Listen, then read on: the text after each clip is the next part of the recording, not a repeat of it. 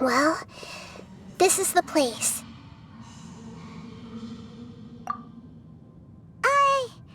We're here to find Greater Lord Rukkhadevata, right? But the one standing over there is... Is that... me? She looks exactly like me. Are you Greater Lord Rukkhadevata? Yes, that's me. Are you surprised by my appearance?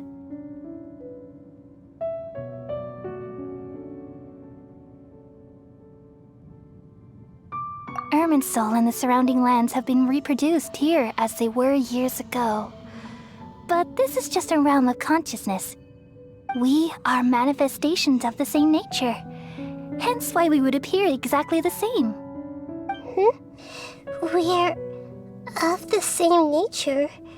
Why? Because you are me, and I am you. You are me in the new samsara. The new samsara? As Greater Lord Rukkhadevata, I'm the avatar of Irminsul, and you are the purest branch snapped from Irminsul. Imagine it this way. Even if a tree dies, its branches will eventually take root and grow, continuing the tree's life in another form.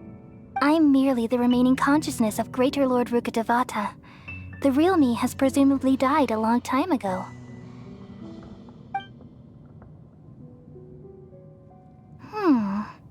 Judging from your appearance, I've probably been dead for 500 years. But you're finally here. My new self in the samsara. If this is true, then am I going to be a great archon like you someday? Though we share the same nature, our fates are bound to be different. All things have their own fate. When a branch grows into a mature tree, it won't be the same as the original tree. That's why fate is the ultimate knowledge, isn't it?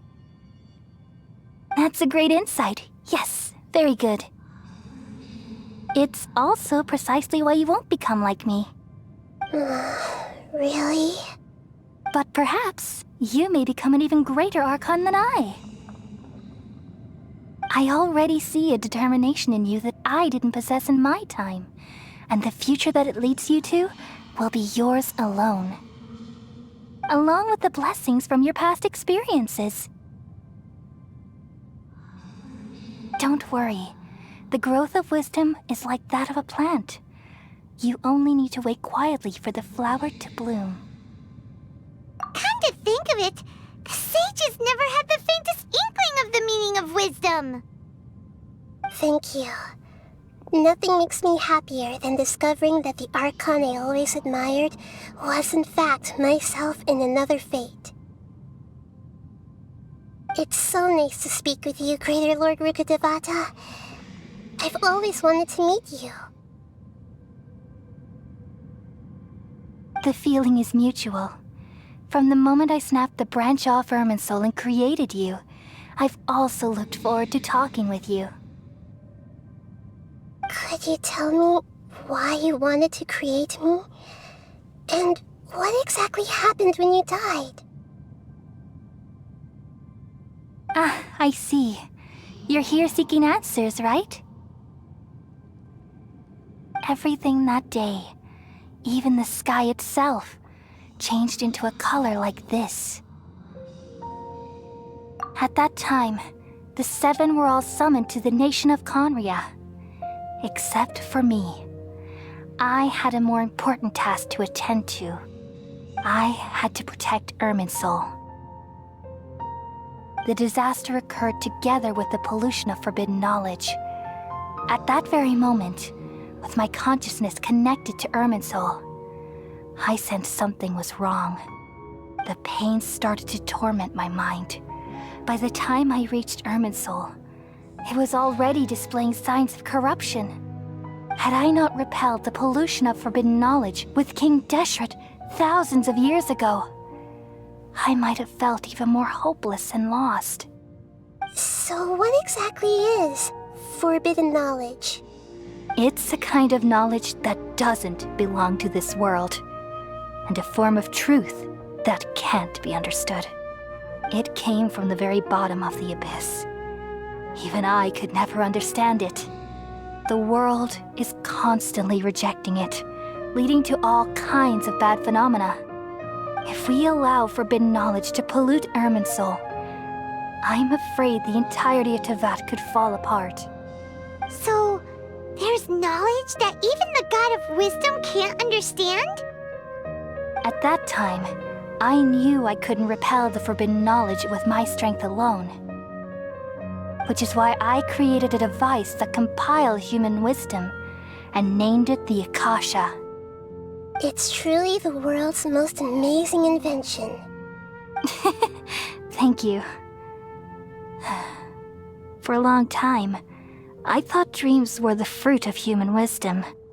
Though it was selfish to do so, I borrowed people's dreams using the Akasha.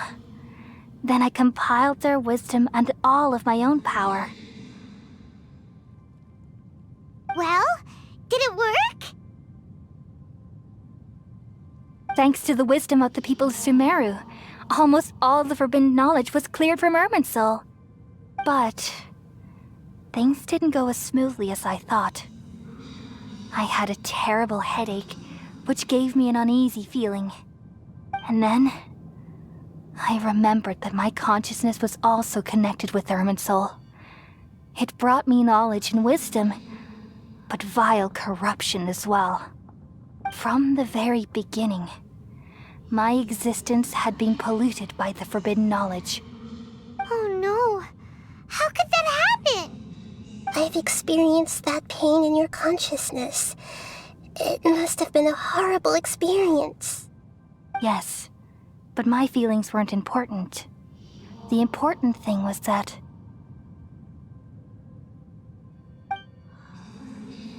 even if I died, my existence and everything related to me would continue to exist in Irminsul as memories and knowledge, meaning that the forbidden knowledge couldn't ever be permanently eradicated.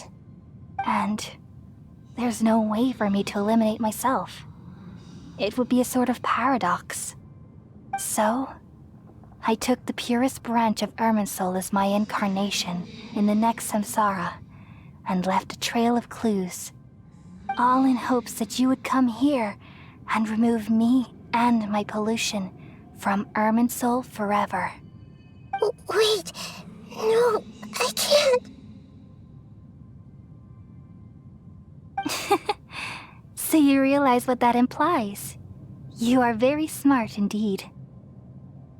Irminsul has all the knowledge and memories of this world. And as you've realized just now, removing me from Irminsul means I essentially will never have existed in this world. But this is the only way to save Irminsul. People love you so much, and they've missed you so much over the past 500 years. I am exactly the same. So how can we just forget you like this? Is there really no other way? There must be something else I can do. You're the god of wisdom, Buer. You should know that there is no other way. But this is so cruel. I don't want to forget you. No need to feel so sad, Buer. As someone who delights in wisdom, you should feel joy at finally finding the answer. These are the words in their entirety. The answer you've been seeking all along. Let the world completely forget me. We all nestle under the great tree of wisdom, peering out to perceive the world.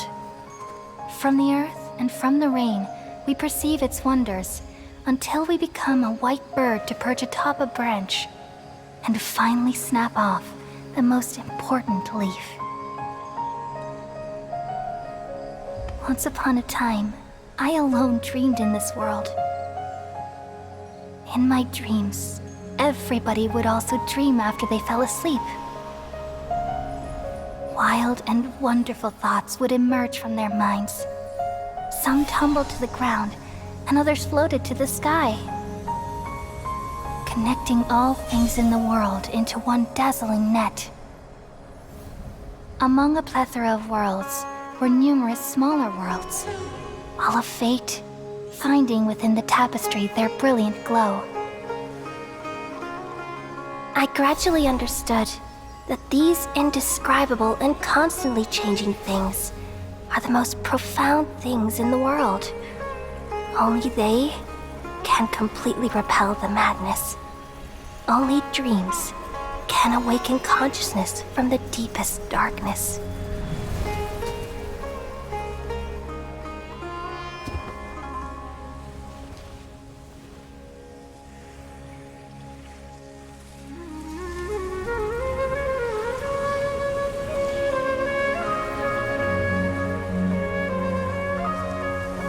I'm the one who posed this question, yet also the one who sought a solution.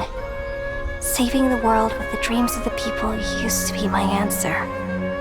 And now, you've also found your own answer, and I shall return all the dreams to the people.